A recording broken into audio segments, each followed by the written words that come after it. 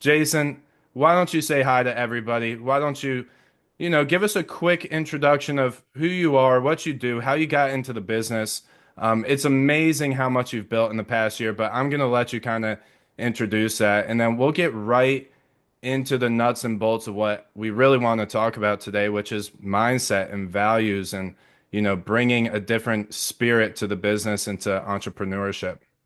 Yep. So thank you for having me on, Brandon. And I'm a recently joined member of the TRP. So, it's been the last, I don't know, couple months have been nice hopping on a few calls and being able to learn and contribute in some ways. So I appreciate all you're doing.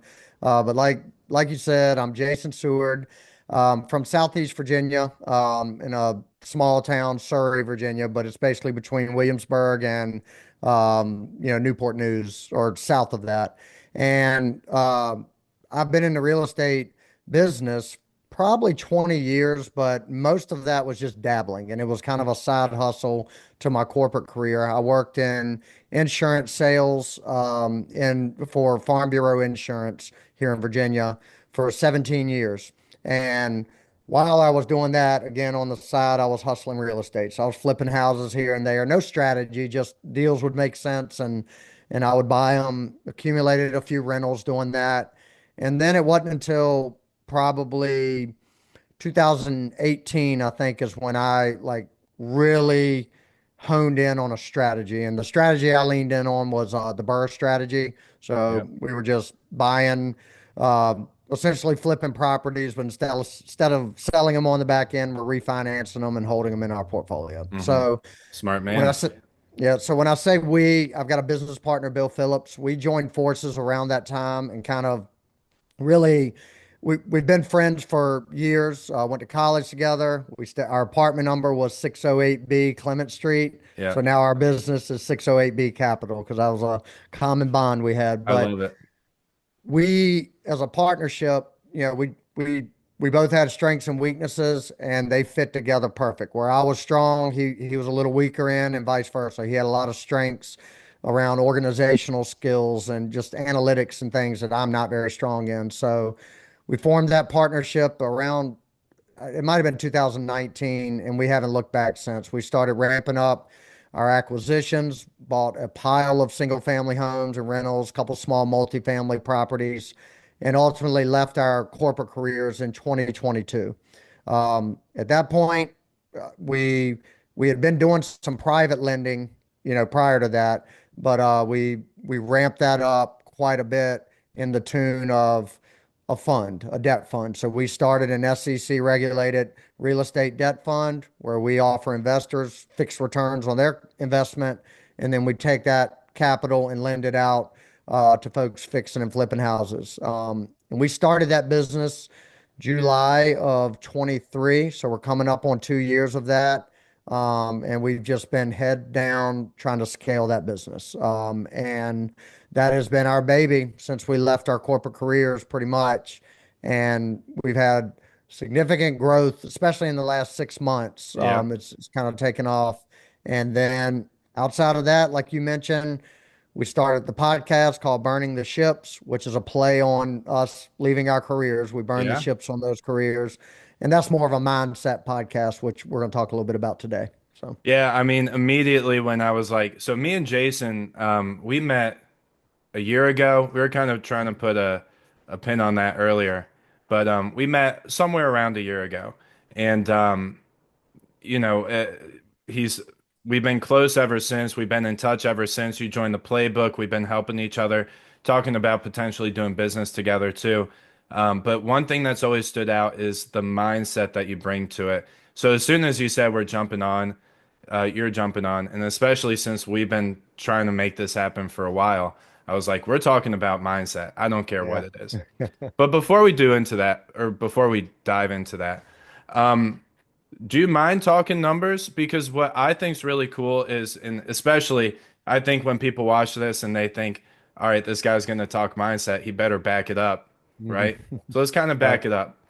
What kind of growth have you seen from July 2023 to where you are today? So we started from scratch. Like I said, we were lending some of our private capital through our self-directed accounts and stuff like that. So throw that aside. Hmm. When we started the fund, the real estate debt fund, we had zero money. So it was the business model was it doesn't operate until we raise capital into it, right? So we have to Sure. raise capital from investors to then lend that out.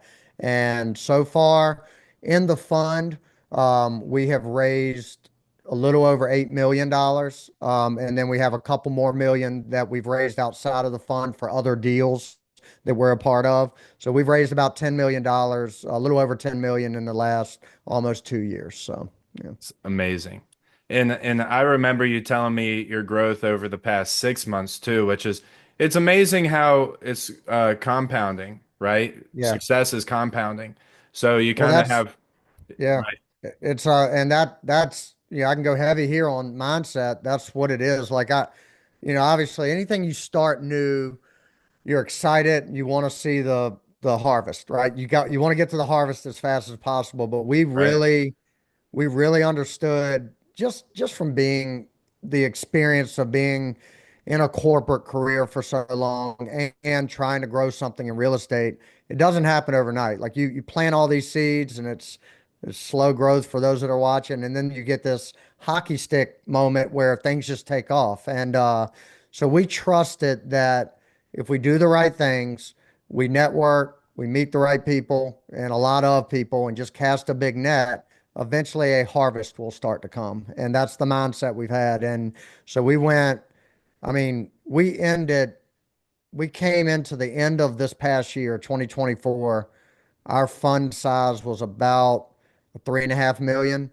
And then all of a sudden it was just all the work we had been doing started popping. People started trusting our model and what we were doing. And it has exponentially grown over the last 6 months. So, It's amazing. How does yeah. that podcast? I remember we talked on the phone earlier this year. And you were mentioning how the podcast you got a lot of investors, a lot of people who are not only people on both sides, right? People Yeah. investing in you and people who are borrowers asking for loans from you. A lot of people from the podcast. Is that Yeah. true? And I mean, Well, yeah. podcasting is one of those things that's like the perfect example of nobody's listening to you at first, and then out of nowhere, you're like, wait, you were listening? You listen to every Yep. you know me because you listen to every podcast that comes out. Yeah. It's a very Yeah. different feeling. So it's hard to, we've had, we've done 140 plus episodes of the podcast since we started in December of 23. So about a year and a half, we've done about 140 140 episodes. is insane. That's And so well, consistent. Yeah. we do two a week every week and we haven't missed an episode. So Yeah. that it seems like a lot. I've just made it as routine as, eating dinner. Like I schedule it. I have all my guests in advance. We bank episodes for the times that I'm not around and I can't record. So Yep. we have usually always have three or four ahead.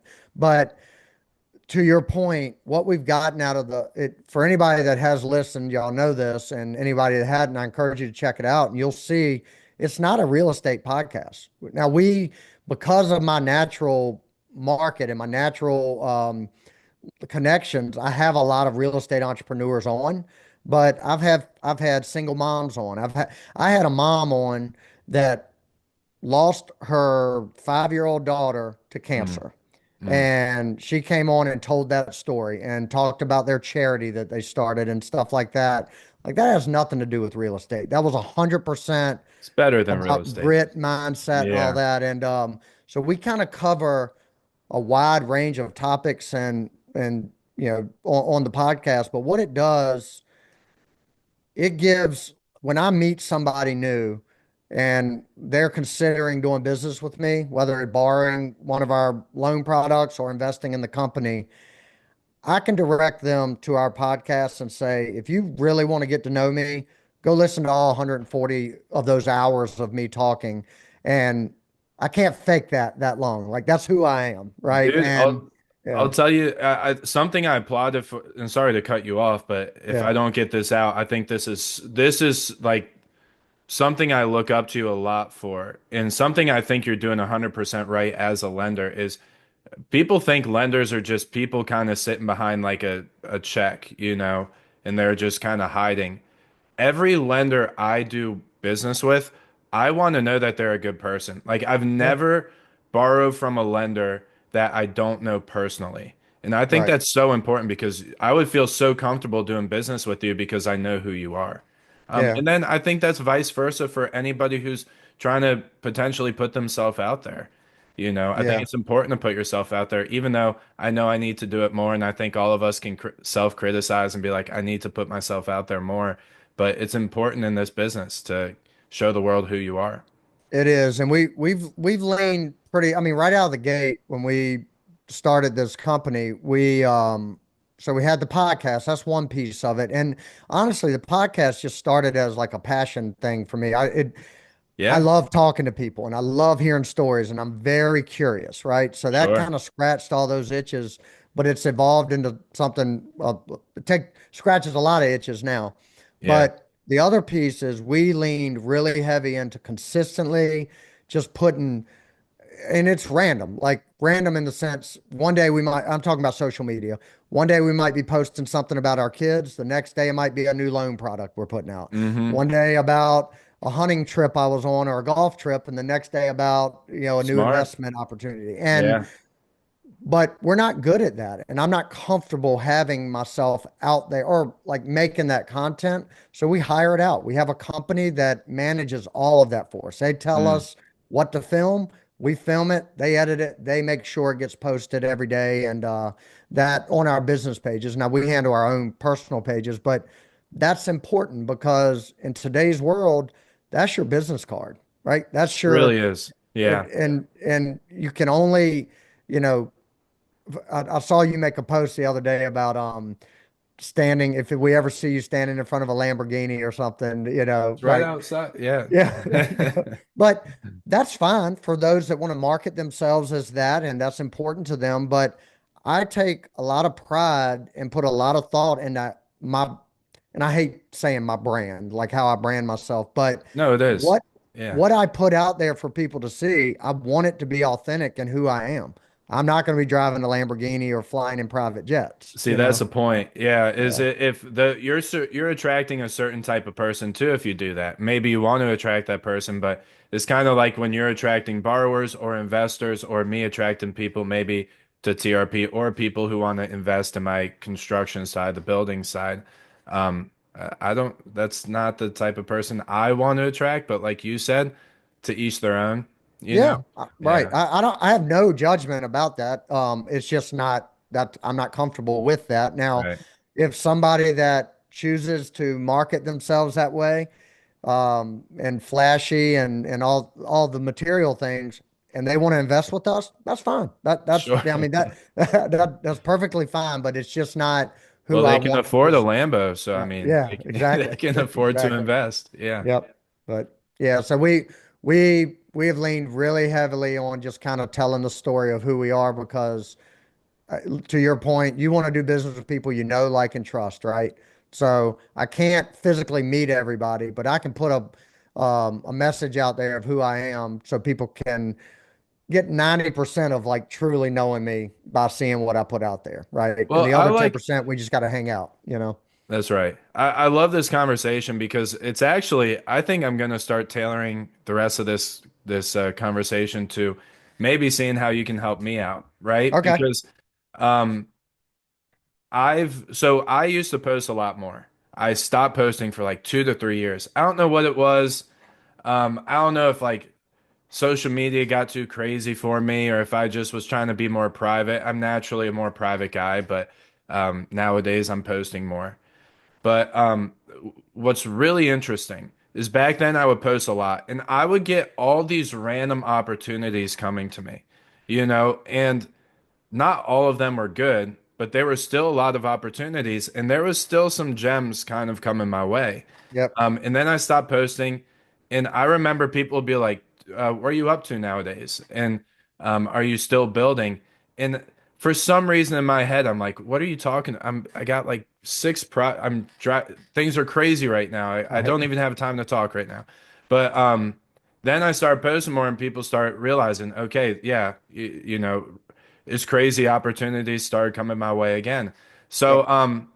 I find that very interesting. And I find the fact that we're talking about this very interesting because it's hitting home for me right now. So, again, to tailor it towards me, my next question to you is I want to be more consistent with this YouTube channel, right? I want to post 3 times a week. I'm posting two how-to videos a week, one interview video a week. What advice do you have for me or for anybody else when it comes to consistency, and how important is that? How would you weigh consistency? And I'm, of course, going to give you a very compound question, but how would you weigh consistency versus motivation versus, hustle, right? How does that weigh into the picture? Okay. All right. Are you writing down all So the questions? yeah, no, I'm just making a few notes. So we're gonna unpack that. We'll start with So two. I'll yeah, I'll summarize it, simplify it. Advice for people to be consistent. Number two, how important is consistency versus motivation, inspiration, stuff like that? right. So your consistency piece of it is going to cost you one of two things: either your time, right? You got to dedicate the time to it. So that's a resource. Your time is a resource, and it for you to be consistent with anything requires your time to be focused, to focus Mm, on it, planning out. yep, So that's one cost, or it's going to cost you money. By money is you're paying someone else to uh, kind of manage the consistency piece of it, right? sure, yeah. We from day one made the choice to for that to cost us money. And what I mean by that is two things. Number one, Bill or I, but one weakness we share is we're not very good with social media. We don't know, like it's simple. We spent 15 minutes trying to figure out how to go live today, right? And we goofed that up somehow, Dude, you should have saw me but yesterday on right, our TRP training call with the yeah, project tour. I'm like running around with new microphones and new this and that. Anyway, keep yeah. going. Sorry. So we opted. So to your first question is like, where do people start?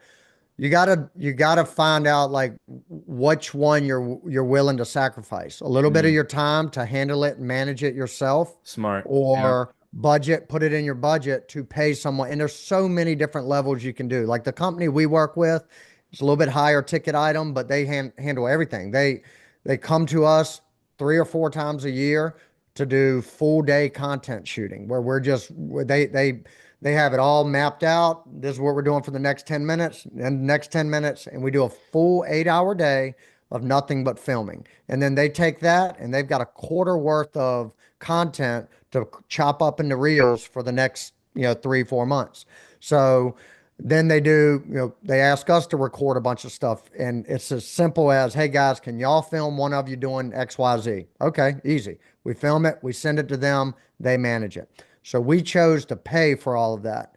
So I'd say number one is figuring out which which is going to be the most difficult barrier of entry there. Is it going to be the cost or is it going to be your time? And Mhm. whichever one's easiest, go that route. That'd be my first answer.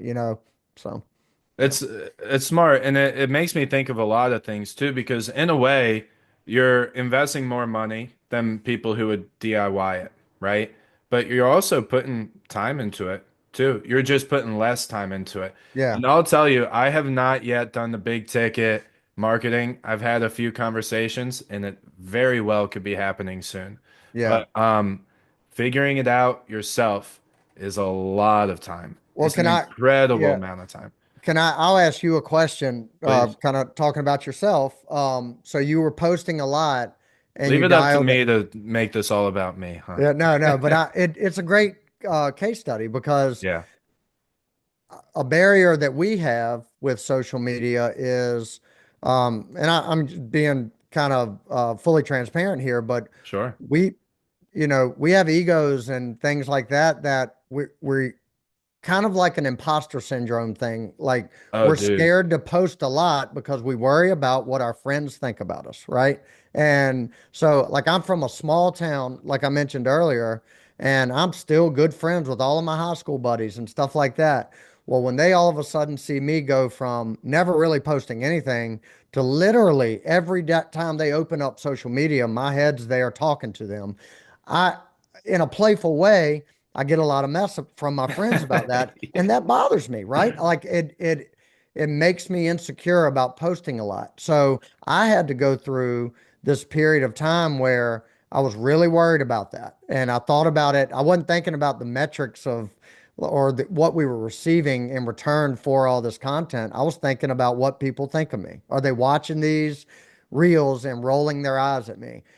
Once I got over that, and I'm well past that now, but once I got over that, it has been as free flowing as it could be. So my question to you is, has that been a hurdle for you? Worried about how people receive the information? 100%. Yeah, you You got to get nailed over it. it. Yeah. And it's so Yeah. funny because I have still we probably have a lot of similarities in this. I have a lot of friends I'm still really close with from high school. I grew up kind of South Richmond, Matoaka. And all my friends, I mean, they're having babies, they're having weddings, they're not posting anything. You Yeah. know, like they could have the biggest news of their life and they're not posting, and that's the way I was too. We all enjoy hanging out. We have great lives, like amazing lives, lives Yeah. that are probably worth putting on social media, Right. but we just don't. So yeah, it's been a huge, not a huge thing. That's definitely something. Could be maybe the biggest thing. You mentioned two things because I would say they're kind of independent in a way of each other. Um, Worrying about what people think about you, but also imposter syndrome. Both of those are probably my two biggest hurdles. And I just joined a group recently that's a lot of coaches and Mhm. people who are kind of in this space that are, I wouldn't say influencers, but coaches. And it was so interesting hearing their perspective on things. And you just have to shift your perspective. My friends don't have businesses to put on Facebook all day. But like this one guy put a post out recently, and somebody commented on his YouTube channel and said something like, "This guy's corny," right? And he put it on his Facebook page, and he goes something like, "I wonder, what kind of life this guy's living where he feels a need to actually point out that I might be a little bit corny." By Right. the way, this guy I'm talking about, YouTube channel, uh, I want to say he has like 23,000 subscribers, and he makes I don't even want to say it's probably close to six figures like every month. Hmm. It's ridiculous how much he has. And it's Right. just from monetizing YouTube and affiliates and stuff like Yeah. that.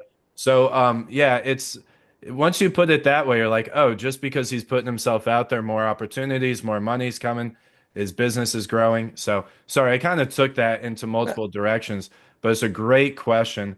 And But I think Brandon, that is good to highlight.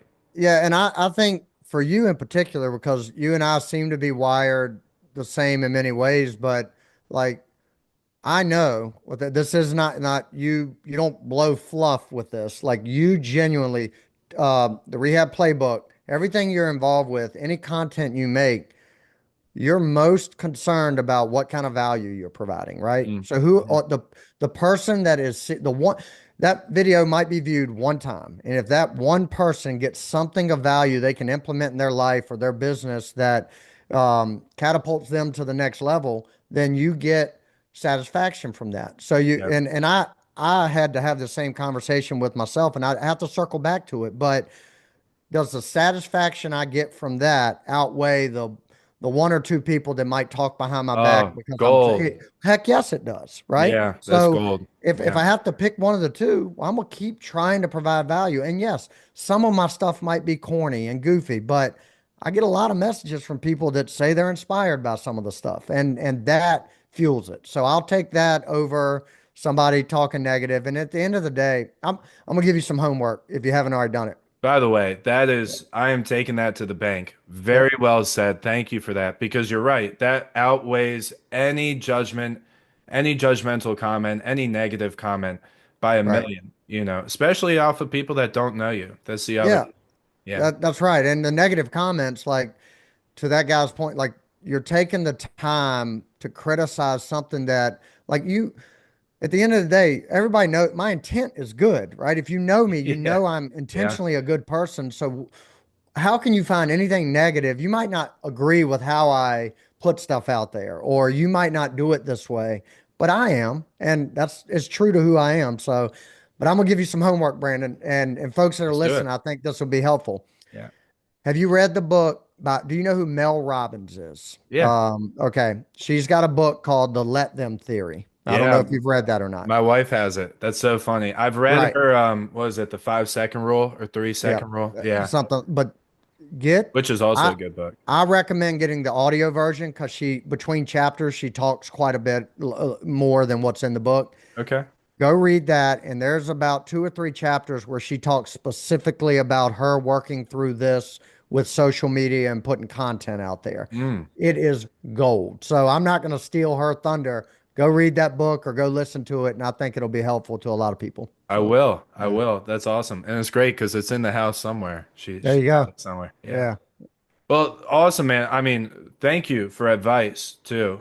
Any other advice you throw at me, I will say I'll take it, and I'm sure people who watch this video will benefit from it too because I think that's such a interesting part of what we do, is putting ourselves out there.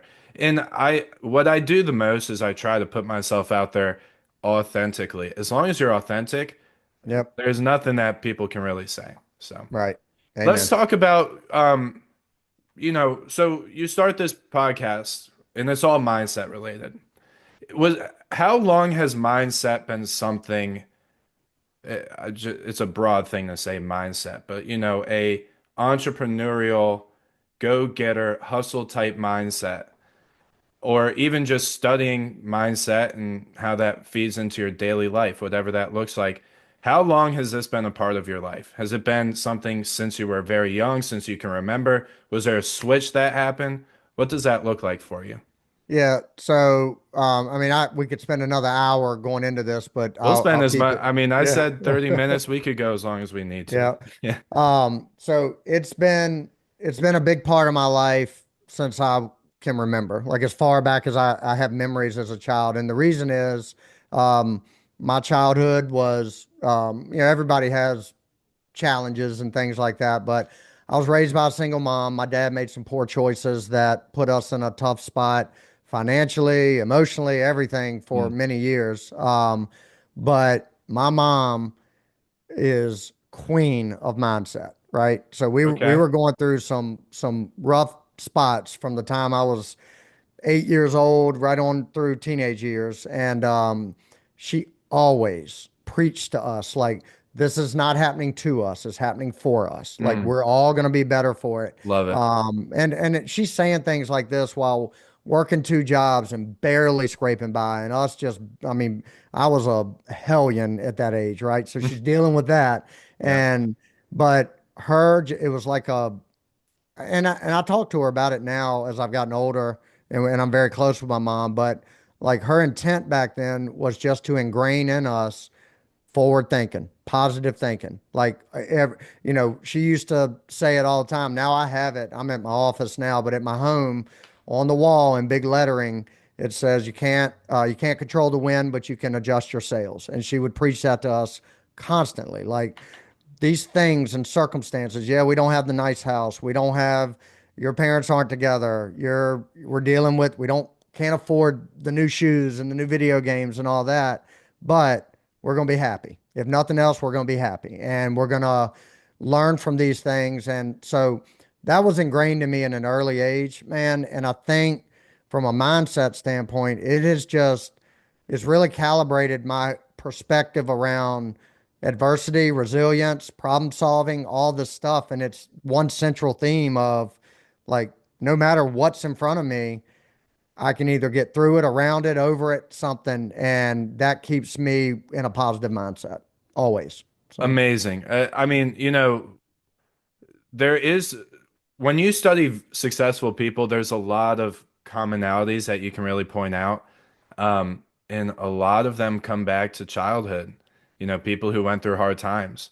yep. Um, and I can name a bunch of people that I know off the top of my head that whether I know them personally or not, they were molded by hard times.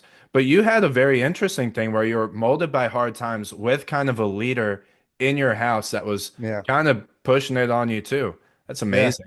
Yeah, I mean, she Amazing. to this day. I mean, now she remarried when I was in college, and they are happily married. And I love my stepdad; he's like a father to me. And her Beautiful. life is phenomenal now. She's Mm. retired, loving retirement. But there were some hard times in my mom's life, and I know. I mean, I remember hearing her cry in her bedroom. Didn't want us to see it, but those memories of I knew that she was dealing with a bunch of mess. I couldn't really feel it at her level, but she kept pushing through and just figuring things out. And she raised three great kids because of it. I mean, my brother and sister are much greater than I am, but I they gave her less of a hard time than I did, I should I say. think you turned out fine. Yeah. I Yeah. would like to But say. it was all around mindset. Like she just refused to let us, and that's the other thing. Like we couldn't make excuses. We couldn't talk about how bad things were. It wasn't even Good. allowed. Like it just didn't Yeah. happen. And I can go on another soapbox here about like today's culture with like I coach my kids sports and stuff. So it seems, but when I was a kid, if I didn't get playing time or I struck out, my mom pointed the finger right at me, like you did that. Like you Hmm. own everything. It's you, not your coaches, not your teammates. It's always you. And I've just kept that mentality forever. Man, we could talk about so many things. We could talk about sports, how Yeah. sports can mold that too. I'll throw my hat in the ring when it comes to like mindset. I don't come out with all the quotes, but one quote I just heard recently, and it's a guy I'm kind of warming up to. I never knew what I thought about him, but Alex Hormozy, Oh right? yeah. Yeah. Man, he puts stuff in a great way. And like I said, I'm warming up to him. But he said, it's interesting that people want a permission strip, a permission slip for mediocrity. That's what an excuse is. And I was like, Mhm. wow, I mean, he just really does put things in a very smart way. Yeah. Um, Yeah. I'm going to end with one more question, because I like everybody, and we're going to have to do a part two, but everybody I talk to about mindset, I want to ask this question. And it is, because when I was a kid, I asked you about when your mindset started shifting or if it was always a thing. Because I remember when I was young, we had a hard upbringing too. But it was never anything where I was like, oh, one day I was this and then I was this. As young as I can remember, I was like, I'm gonna own my own business. I'm gonna, nobody can tell me what to do. I hated authority. That might Yeah. not be a Same. good thing. No, But I still do. Right. yeah, I could Yeah. not listen to people. There was always something I could do better than the person above me. So, is mindset that something that people can grow into? Do you think? I mean, this is almost a philosophical question, but what are your thoughts on that? I'm just more than anything curious what you think. Do you think people can grow that over time, or is it I something do. that has to be ingrained? Yeah, I think I mean I think it can be both, and there's a lot of nuance to this. So sure. like I mean I've seen a lot of people. I'm 43 years old. I've seen friends of mine that had their entire lives had a negative mindset, didn't really push hard at anything. It was Mm, all about, excuses, and it's never their fault, blah blah blah. And I've seen them literally with intention and purpose change their mindset. I've seen that happen like within the last few years where now they're getting after it in the gym and their businesses or their careers are taking off because they made a choice to shift their mindset. So I think one answer is yes. I think anybody from 10 years old to 100 years old can shift. It's like anything else. You got to change habits, right? You yeah, have to beat some of those old natural habits that you have out of yourself and practice new ones. But I think anybody can do it. But I also think the earlier folks start practicing and develop those habits, the uh, the more natural it is good for point. them later in life, So I think it can go either way, but like I don't want, I'm really big on the 50-year-old that is just in the middle of a storm right now and just thinking nothing's ahead of them good and they're 100 pounds overweight and just everything's bad. That person can turn it around in a matter of a year and have a completely different life. And I do believe that. So, It's amazing. As a matter of fact, something that everybody should check out is we did an interview last year with Chuck Glover, who turned his life around at like, what was it, 70 years old. Yeah, You right, know, it's right. an Great example. amazing, amazing, beautiful story. So yeah, that's right. But you had a good point. You know, you have to break old habits, and the longer you build bad habits, the harder it is to break. But I will say this, and I can end on this, and for what it's worth, this is what I think. But the harder habit, like if you have bad habits that are really difficult to break, you breaking those habits in itself gives you so much momentum to start building new habits. And it's like, it is probably the biggest accomplishment. And we all know accomplishment is what fuels more momentum, right? So if you can break those bad habits, if they're ingrained in you for years and decades, that might be just what you need to never look back again and really propel you forward. Yeah, I agree 100%. I know we're wrapping this up, but I got to make this point because Please. it's individual to me. You're gonna feel it as well. But when I we started filling our house up with kids, Hmm. I mean we only have two kids, but my mindset, like I went talking about habits, I had a good positive mindset, but I had some real bad health habits, right? I ate like crap.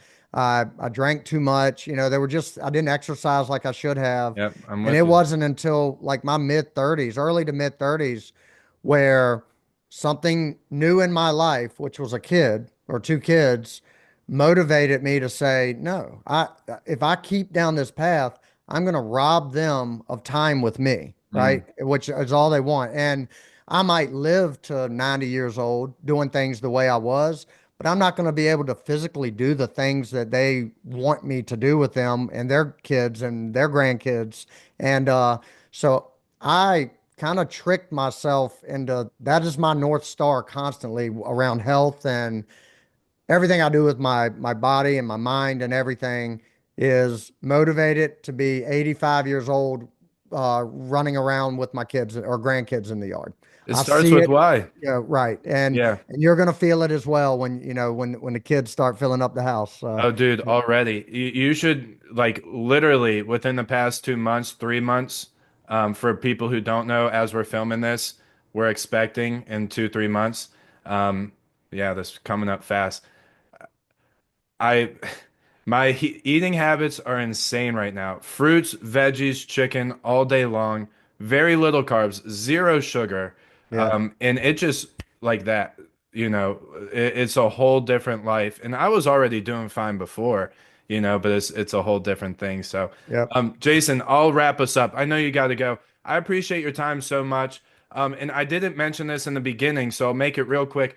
Jason is another TRP captain that we just appointed with the Rehabbers playbook. We're calling him the captain of finance, which means he needs a cape with a big dollar sign behind it or something. But I love it. Jason, I appreciate you. You're a great leader, great guy, great man, great father.